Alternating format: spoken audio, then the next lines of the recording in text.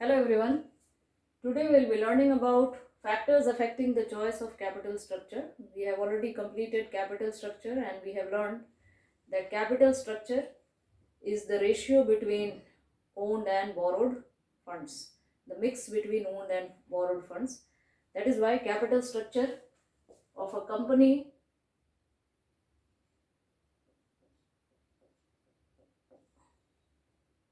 is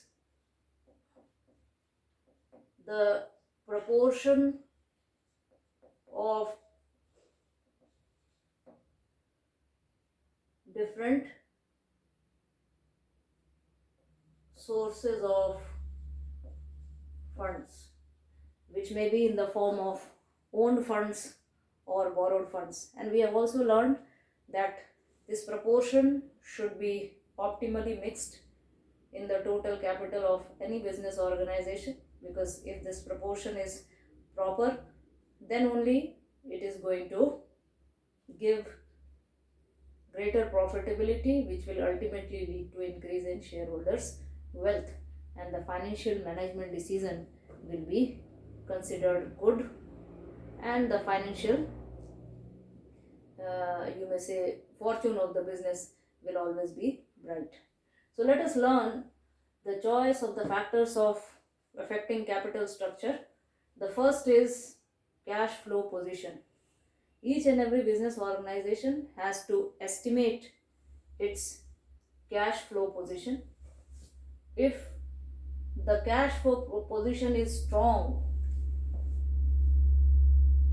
it will be able to meet out all its payment obligation, and those payment obligation may be in the form of interest on debt, that is fixed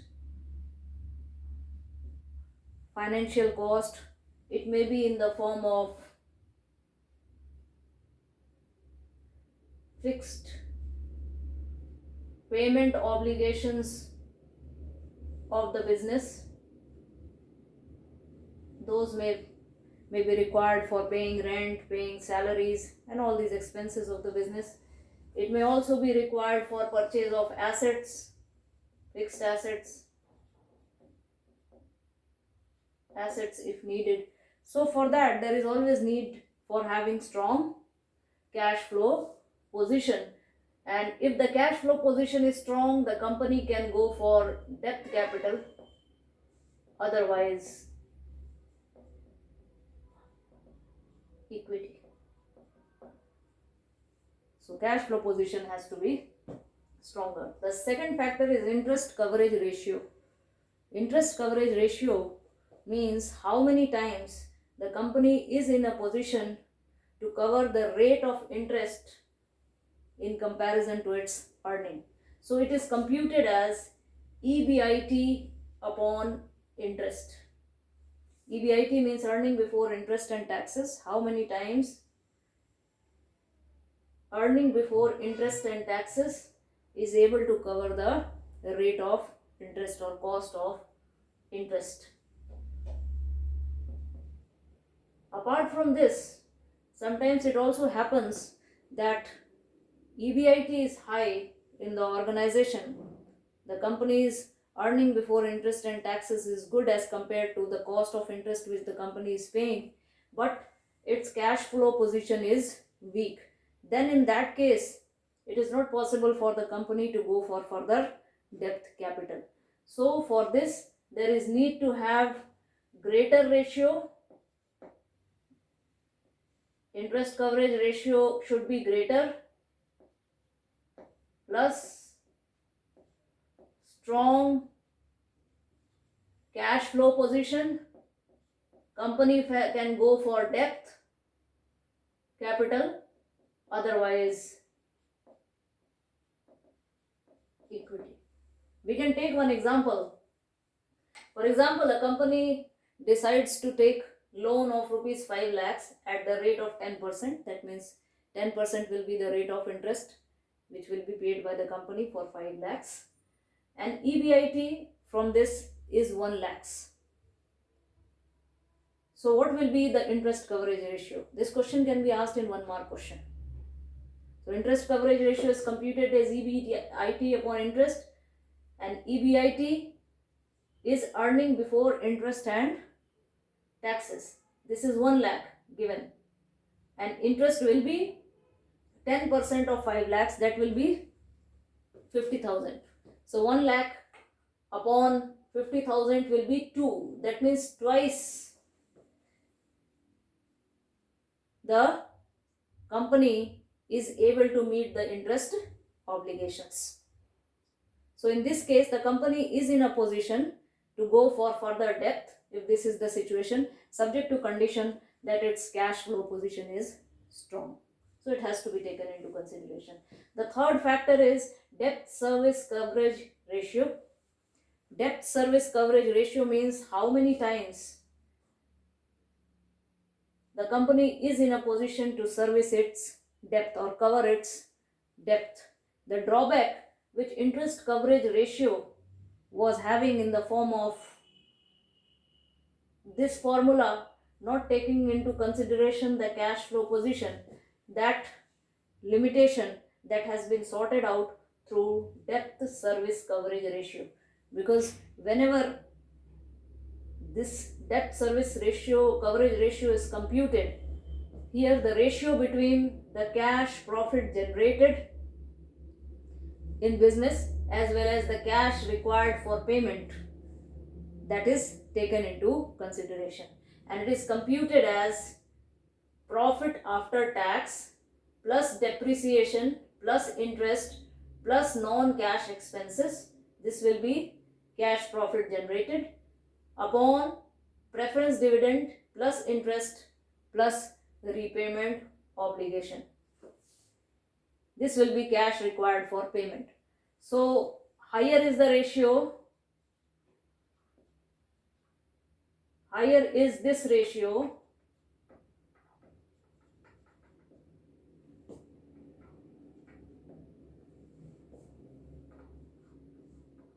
greater will be the chance for debt, otherwise equity. So this is the situation. Now the fourth factor is return on investment. How much return is the company getting on its investment? That is also computed with the help of EBIT upon total investment into 100. So if we take in a company EBIT is 4 lakhs, for example we are taking, and total investment the company has done of 30 lakhs,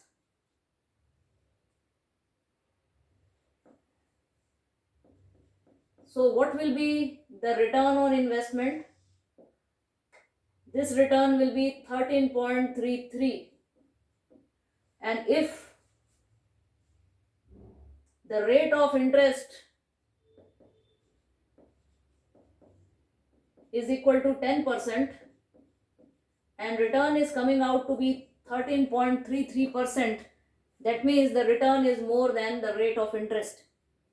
And if return is more than the rate of interest, if return on investment is greater than the rate of interest, then the company is in a position to go for raising debt, otherwise it should avoid it. So this has to be taken into consideration. Fifth factor is cost of debt. Lower is the cost of debt, greater is the chance of company to go for debt capital.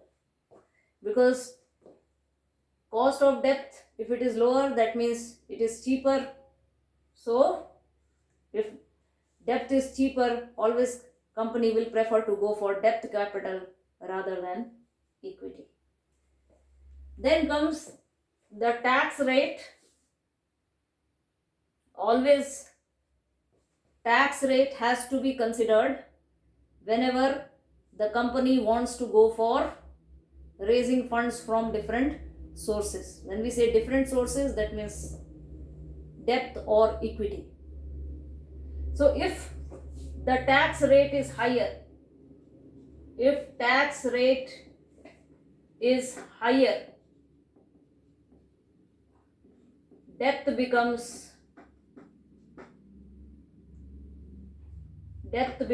cheaper. So company can prefer debt over equity. For example, if a company is raising funds at the rate of 10% debenture or 10% debt, and the tax rate is 30%, the net cost of debt will only come out to be 7% when computed, because always interest on debt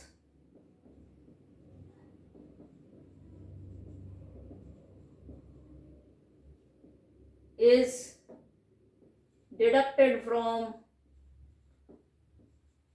income tax, and that makes debt cheaper.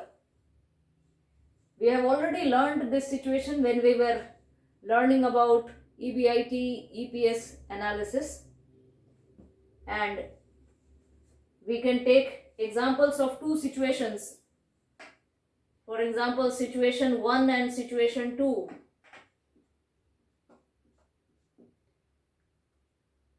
In situation 1, if we see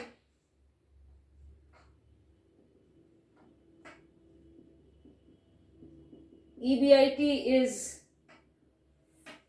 4 lakhs in both cases,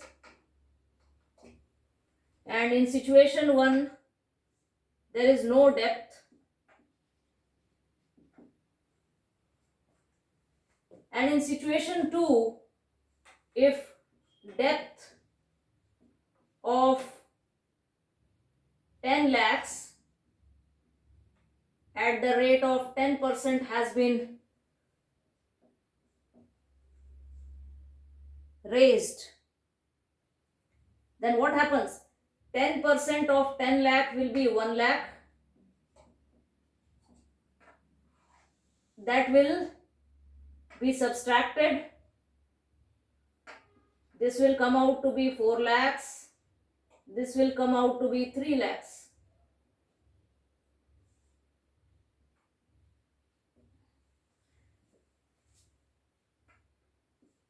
So interest has been subtracted from this.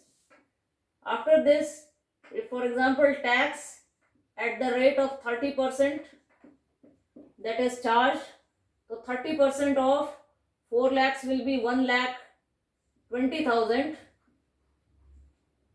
and 30% of 3 lakhs will be 90,000. So you can just see here that in the situation of no debt situation, here tax which the company is paying is more, 1 lakh 20,000, and although EBIT is same, but still we see, because the company has paid interest here of 1 lakh, that is why here only the company has to pay the tax 90,000. So there is a difference of 30,000 in tax. Overall it is paying the interest of 1 lakh, out of which it is paying 30,000 less tax. And if it is paying 30,000 less tax because it has raised funds through debt capital, that means it is only paying 70,000 as interest. That 30,000 is subtracted. So it is making debt cheaper.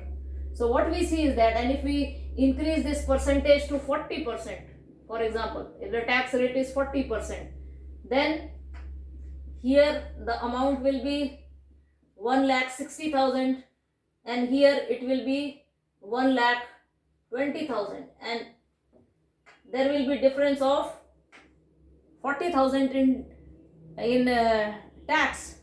That means if the company is paying 1 lakh as interest on debt, and here it is paying 40,000 less tax, that means actually it is paying only 60,000. So as we increase, as we see that the percentage of tax increases, debt becomes cheaper. So we conclude that if the tax rate is higher, debt becomes cheaper, and company can go for further raising funds through debt capital if it needs. Now we are moving on to point number 7, cost of equity. Company can go for raising funds through debt capital only up to the extent that equity remains unaffected.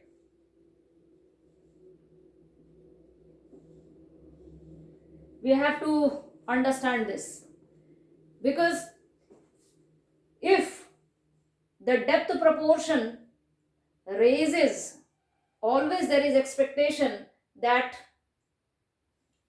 the equity shareholders, who are the residual owners and who are taking the risk, they expect higher returns.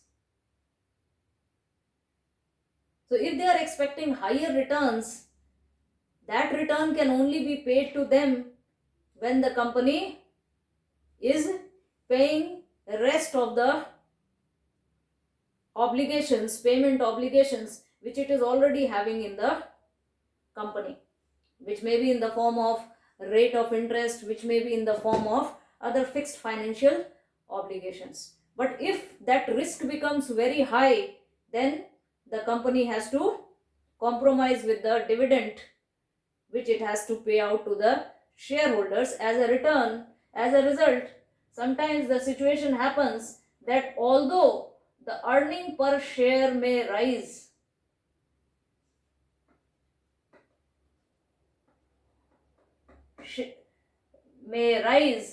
but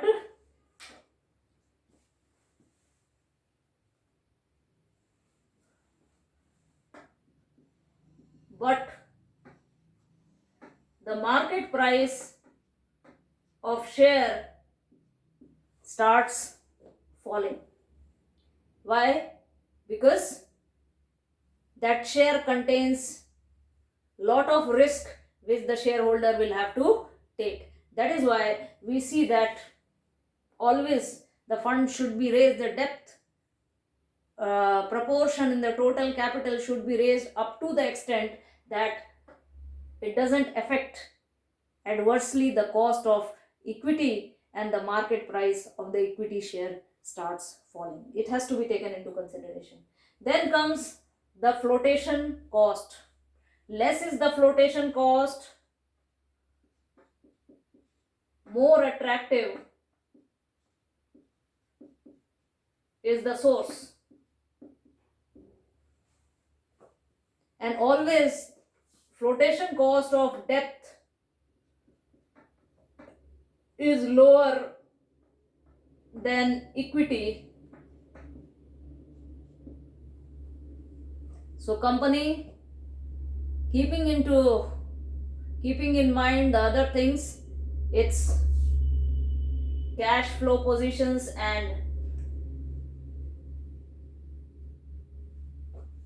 payment obligation positions, it can go for debt capital as compared to equity on the basis of flotation cost.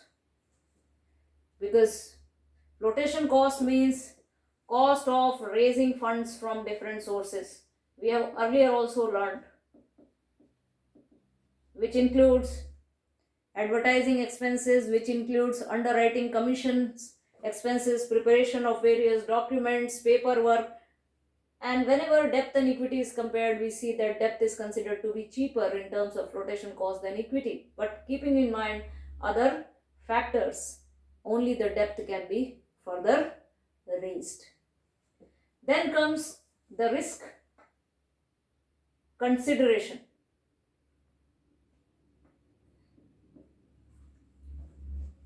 After the debt has been raised, we see that the risk factor also has to be taken into consideration, and in business there are basically two types of risk.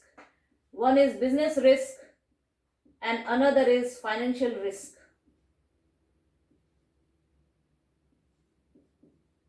So business risk is fixed financial obligation. That means it is the cost of running the business, operating cost of running the business. And the other type of risk is fixed financial cost, which is in the cost form of interest on debt. So what we see is that if the fixed payment obligation is high, which is the business risk, then debt should be avoided, because that will further lead to increase in the liability of the firm, and that is why it should avoid. Because if the fund will be raised from debt capital, then further it is going to increase the fixed financial cost, that is in the form of interest on debt. But if we see that the fixed payment obligation is less, that means the cost of operating business or running the business is less, then the company can decide to go for further debt capital.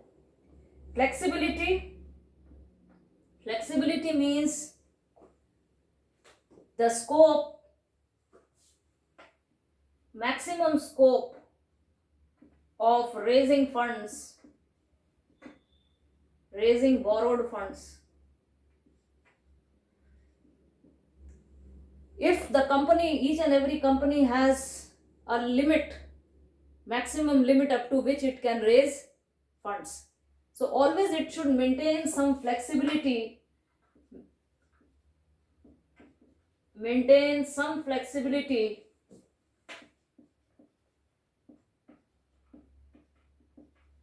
in borrowing. That means it should keep alive some scope of borrowing to meet emergency. So this is what is flexibility. If the company has reached to the maximum limit, then further it cannot go for raising funds through debt capital. So always it should keep that scope, that in case of emergency, if need be, it can go for raising funds through debt capital. Now, control. Now we have learned that in case of equity, there is always dilution of control. And if the company fears of takeover bid,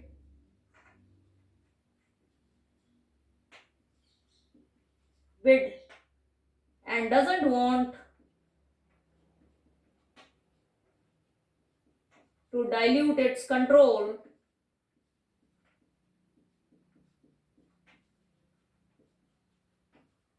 it should go for debt capital.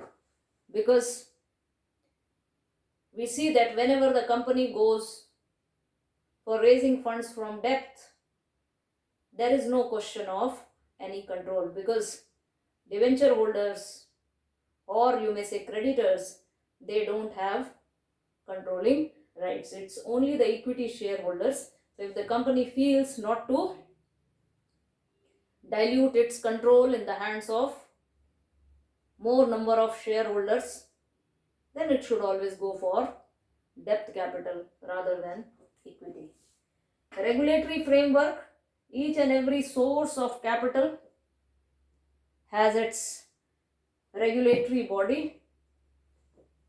For example, if the funds have to be raised from banks, then RBI is there, or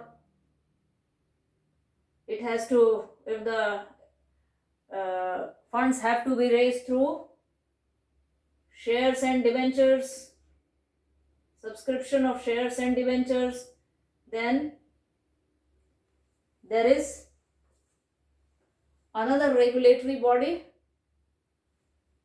and that is SEBI.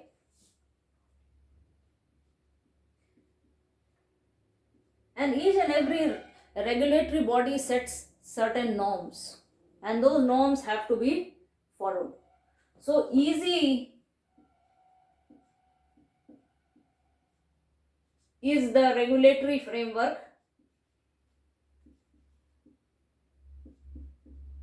greater are the chances to go for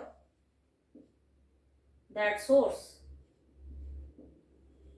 When we talk about raising funds from banks in comparison to going for public deposits of through shares and debentures, always we see that it is easy to raise funds through banks as compared to going for public deposits, but it has to be followed. So whatever regulation is easy, that is more attractive for the company. Then we move on to stock market considerations. We see that stock market can either be in bullish or bearish. So if the stock market is in bullish stage, that means rise in price of shares,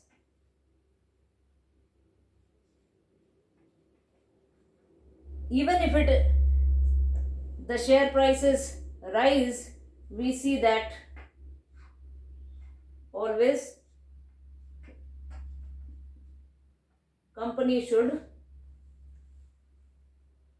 go for equity investment. But when there is bearish phase, fall in share prices, so company should go for raising funds from debt capital. Then comes, because that is going to increase the price of the shares in case of stock market conditions is in bullish phase, so always it is attractive. Capital structure of other companies of same industry,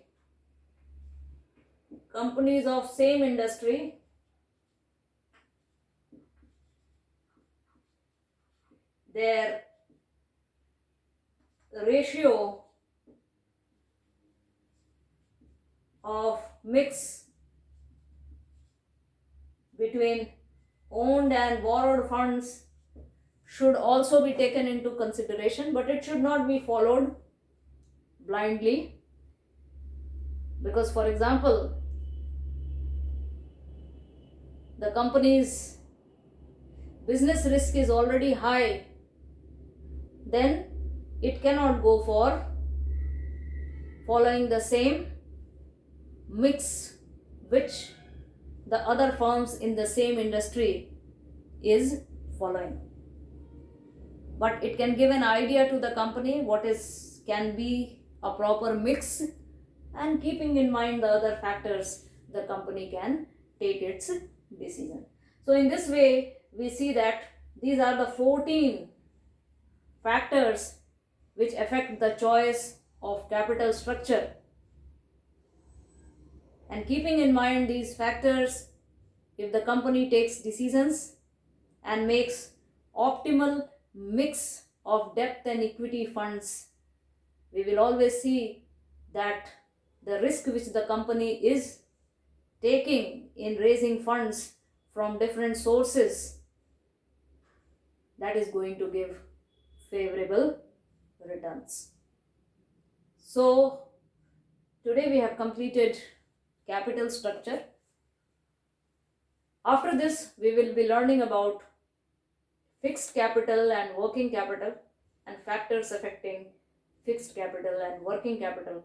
That will be the last topic of this chapter, but in our next class. Till then, thank you all of you.